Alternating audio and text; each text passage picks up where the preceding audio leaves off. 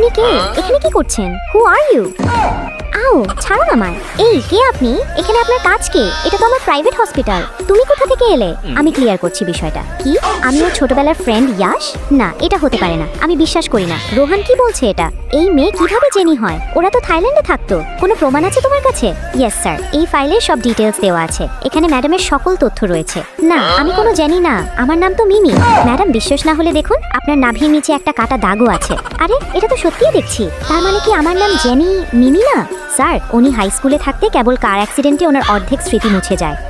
বুঝতে পারছি। আপনিই একমাত্র ব্যক্তি যে কিনা ওনার পুরনো স্মৃতি ফিরিয়ে আনতে পারেন। এটা কেন হবে? আর আমি কোনো স্মৃতিমিতি ভুলে যাইনি। আমি বুঝিয়ে বলছি বিষয়টা। কেউ যদি কোনো স্মৃতি ভুলে যায়, এরপর সেই মানুষটা একই স্থান বা একই ব্যক্তির সাথে থাকে, তাহলে তার ব্রেন প্রেসার ক্রিয়েট করে পুরনো স্মৃতি মনে করাতে। একটা সময় পর স্মৃতিগুলো ব্রেইনে আবার অ্যাক্টিভ হয়। আপনিই এখন পারেন ওনার পুরনো স্মৃতিগুলো আবার ফিরিয়ে আনতে।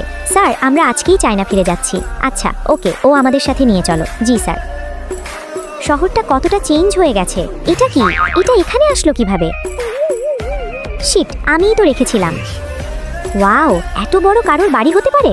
স্যার, আপনার কথা মতোই আমি সবকিছু ব্যবস্থা করে রেখেছি। Thank you. বাসাটা আমার খুব পছন্দ হয়েছে। এটা ছেড়ে খুব সহজে যাচ্ছি না। Welcome madam.